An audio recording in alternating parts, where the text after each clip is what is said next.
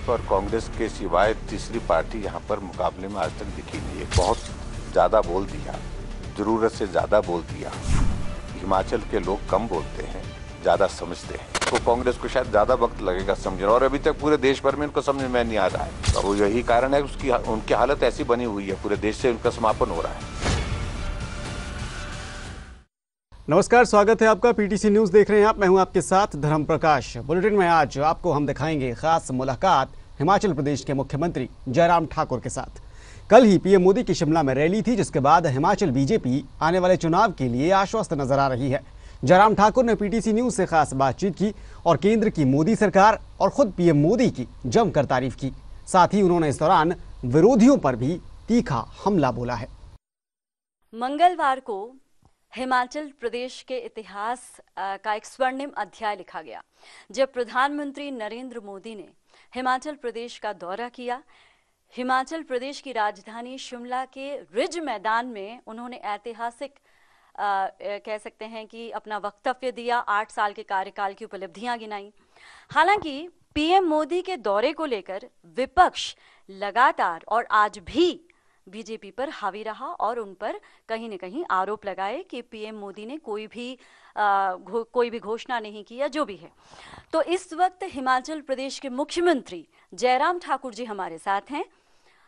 विपक्ष के आरोपों पर बात करेंगे, हिमाचल के आने वाले चुनावों पर बात करेंगे, तमाम सवालों के साथ। सबसे पहले सर, आपका बहुत बहुत स्वागत पीटीसी न्यूज में। धन्यवाद, थैंक यू जी सर, सबसे पहले हम प्रधानमंत्री नरेंद्र मोदी के दौरे की बात करेंगे। सर, मंगलवार को जिस तरह से प्रधानमंत्री नरेंद्र मोदी का दौरा, उनका उद्बोधन, जिस तरह से जनता को उन्होंने संबोधित किया और जिस तरह से सौगातें दी गई, तमाम चीज़ों पर थोड़ा सा प्रकाश डालिए, फिर हम बात को आगे बढ़ाएं। देखो, एक तो मुझे लगता है कि इस चीज़ को समझने की आवश्यकता है कि ये कार्यक्रम बहुत अलग तरह का कार्यक्रम था। ये मात्र सभा तक ही सीमित नहीं था। और दूसरी बात, ये हिमाचल या शिमला का कार्यक्रम नहीं था, ये पूरे देश का कार्यक्रम था। पूरे देश के अधिकांश प्रदेशों के मुख्यमंत्री इस कार्यक्रम में जुड़े हुए थे। पूरे देश में 700 से ज्यादा जिलों से लोग इसमें जुड़े हुए थे वर्चुअल माध्यम से। और इस तरह का कार्यक्रम हिमाचल के इतिहास में पहली बार हुआ। एक तो मुझे लगता है कि इस बात को समझने की आवश्यकता है।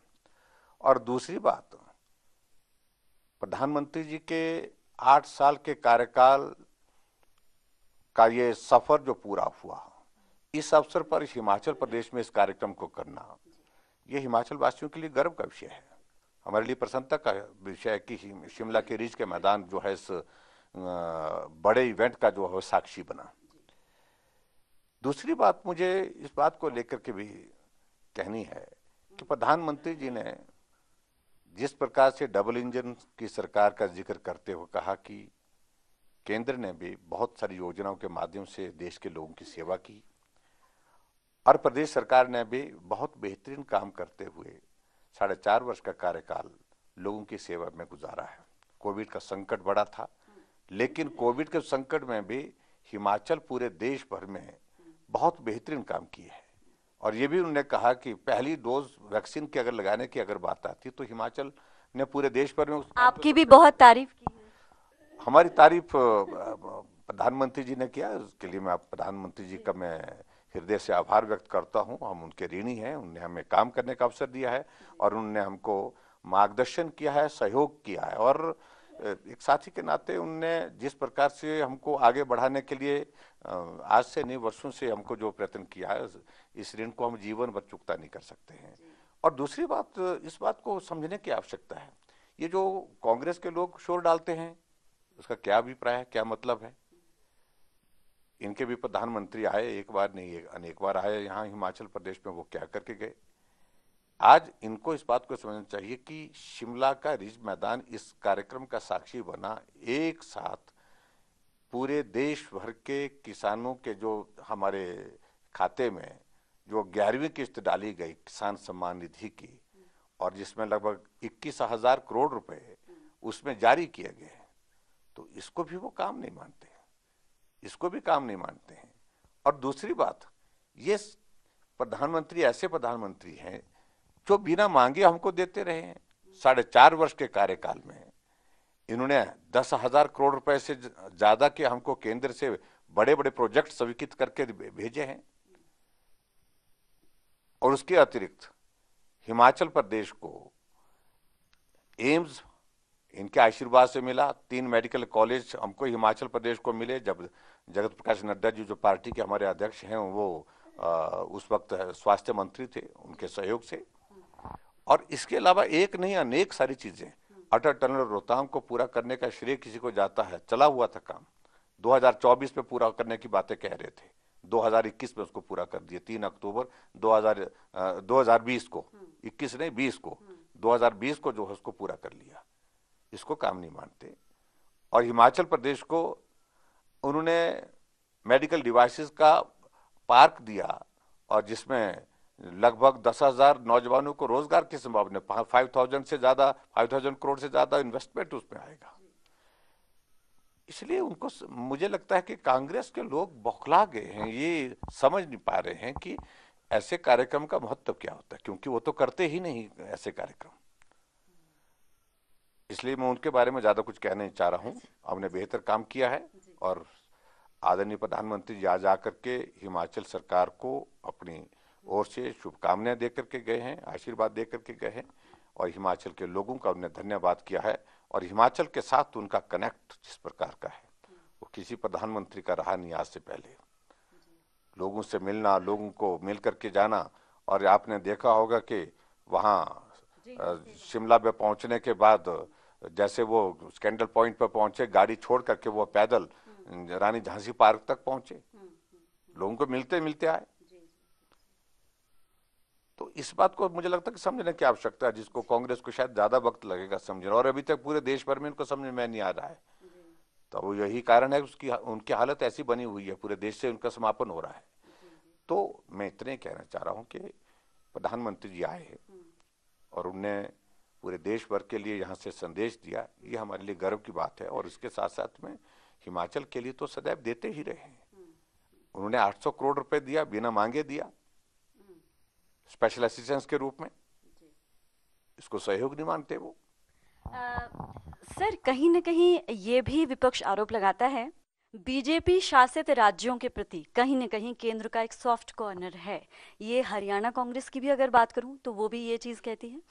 अगर हम हिमाचल कांग्रेस की बात करें, अगर हम पंजाब कांग्रेस की बात करें, तो ये चीज़ भी वो लोग उठाते हैं। क्या देखिए, वो उनका कहने का कोई मतलब नहीं बनता है, वो क्या सोचते हैं, क्या अनुभव करते हैं। लेकिन डबल इंजन की सरकार का अभिप्राय हमको समझना भी चाहिए कि जब साथी सहयोगी बनकर के मिलकर के चलते हैं तो काम करने में सहूलियत रहती है, काम करने में सुविधा रहती है, काम करना आसान होता है, कठिन काम भी आसानी से होता है। और इसलिए अगर हिमाचल प्रदेश में भारतीय जनता पार्टी की सरकार है, स्वाभाविक रूप से डबल इंजन की सरकार जब मिलकर के चलती है तो काम में हमको मदद मिलती है। तो इसलिए कांग्रेस के जो कहने की बातें हैं उन बातों को वो कहते रहेंगे, क्योंकि चुनावी वर्ष है। और चुनावी वर्ष में आजकल कुछ लोग तो ऐसा बोल रहे हैं जिनको मालूम नहीं कि बोलना क्या है, और इस प्रकार से अनाप शनाप बातें कही जा रहे हैं बौखलाहट में। और मैं इतना कहना चाह रहा हूं कि उस बौखलाहट को वो संयम करें, सब्र करें, थोड़ा उनके लिए अच्छा रहेगा। एक ब्रेक का फिलहाल वक्त तो चला है। ब्रेक के बाद आपको दिखाएंगे कि आम आदमी पार्टी की हिमाचल में चुनावी दस्तक को लेकर सीएम जयराम ठाकुर का क्या कुछ कहना है। आप बने रहिए पीटीसी न्यूज के साथ। भाजपा और कांग्रेस के सिवाय तीसरी पार्टी यहाँ पर मुकाबले में आज तक दिखी नहीं है। बहुत ज्यादा बोल दिया, जरूरत से ज्यादा बोल दिया। हिमाचल के लोग कम बोलते हैं, ज्यादा समझते हैं। तो कांग्रेस को शायद ज्यादा वक्त लगेगा समझना, और अभी तक पूरे देश भर में इनको समझ में नहीं आ रहा है। तो वो यही कारण है उसकी, उनकी हालत ऐसी बनी हुई है, पूरे देश से उनका समापन हो रहा है।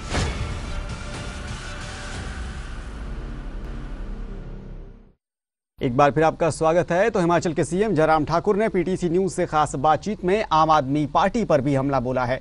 पंजाब के घटनाक्रम से लेकर सिद्धू मूसेवाला की मौत तक और साथ ही दिल्ली के स्वास्थ्य मंत्री सत्येंद्र जैन की गिरफ्तारी तक हर मोर्चे पर उन्होंने आम आदमी पार्टी को घेरने की कोशिश की है।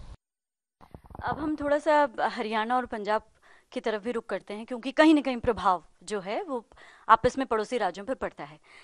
पंजाब में हाल ही में कुछ ऐसी वारदातें हुई हैं जिसका असर जो है वो आने वाले दिनों में भी पड़ेगा। और वहाँ के जो अभी वर्तमान सरकार है आम आदमी पार्टी, उन पर भी सवालिया निशान लग रहे हैं। हिमाचल में आम आदमी पार्टी का दावा है कि इस बार जो है झाड़ू फिर जाएगा, चाहे वो कांग्रेस है चाहे भारतीय जनता पार्टी है। केजरीवाल जी आए और उन्होंने आके यहाँ पे बाकायदा ये दावा वो करके गए। मुझे लगता है बहुत बड़ी गलतफहमी में है वो लोग। अच्छा। और कांग्रेस पार्टी हिमाचल प्रदेश में मुकाबला करती रही है, लेकिन इसके अलावा भाजपा और कांग्रेस के सिवाय तीसरी पार्टी यहाँ पर मुकाबले में आज तक दिखी नहीं। एक तो उनको मैं बड़ा हिमाचल के आप अरविंद केजरीवाल जी को कुछ कहना चाहेंगे? मैं तो उनको कहना चाह रहा हूँ कि बहुत ज़्यादा बोल दिया, जरूरत से ज़्यादा बोल दिया। हिमाचल के लोग कम बोलते हैं, ज़्यादा समझते हैं, और उनको इस बात को समझ लेना चाहिए। पंजाब में सरकार बनी 2 महीने के अंदर भ्रष्टाचार का मामला आता है और मंत्री को बर्खास्त करने की नौबत आती है। पार्टी ने टिकट दिया था, उनकी ही पार्टी ने टिकट दिया था उनको, उस वक्त उनको ध्यान में नहीं आया। और दूसरी बात, पंजाब में खालिस्तान के झंडे लग रहे हैं, नारे लग रहे हैं, उसके बावजूद भी वहां कार्रवाई करने की परिस्थिति में नहीं। और कुछ लोग वहां से जाकर के धर्मशाला पहुंचे जिन्होंने झंडा लगाया, खालिस्तान का नारे लगाए लिखे दीवार पर।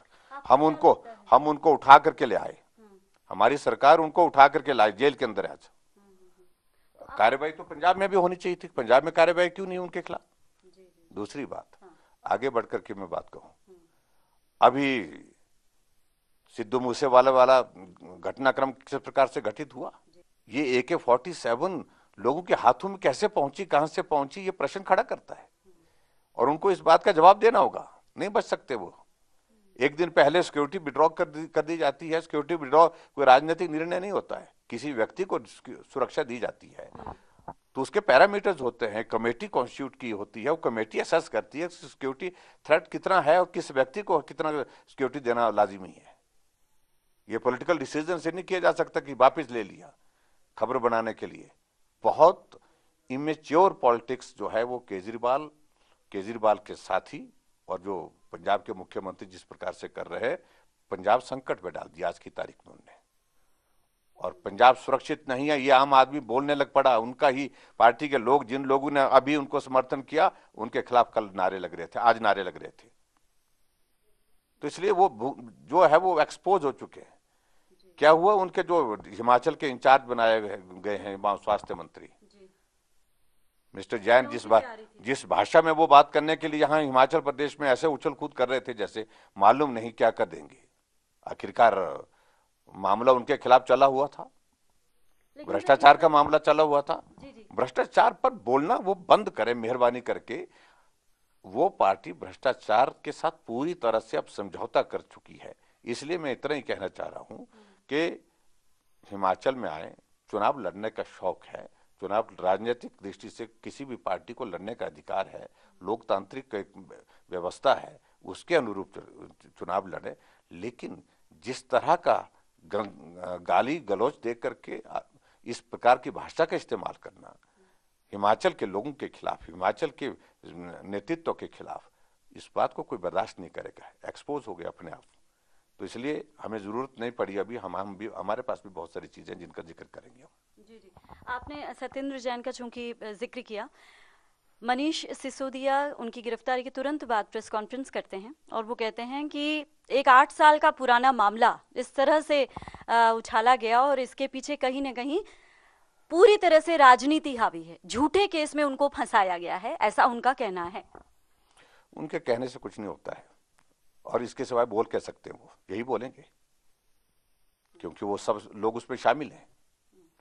तो इसलिए भ्रष्टाचार के बारे में अब वो पार्टी जो है वो समझौता कर चुकी है, पूरी तरह से कर चुकी है, और इसलिए उनको इस सारे विषय को लेकर के अब कहने का कोई अधिकार नहीं है। एक और ब्रेक का यहाँ पर वक्त तो चला है। ब्रेक के बाद भी सीएम से ये खास मुलाकात जारी रहेगी। आप बने रहिए पीटीसी न्यूज के साथ। भाजपा और कांग्रेस के सिवाय तीसरी पार्टी यहाँ पर मुकाबले में आज तक दिखी नहीं है। बहुत ज़्यादा बोल दिया, जरूरत से ज़्यादा बोल दिया। हिमाचल के लोग कम बोलते हैं, ज्यादा समझते हैं, तो कांग्रेस को शायद ज्यादा वक्त लगेगा समझना, और अभी तक पूरे देश भर में उनको समझ में नहीं आ रहा है। तो यही कारण है उसकी उनकी हालत ऐसी बनी हुई है, पूरे देश से उनका समापन हो रहा है।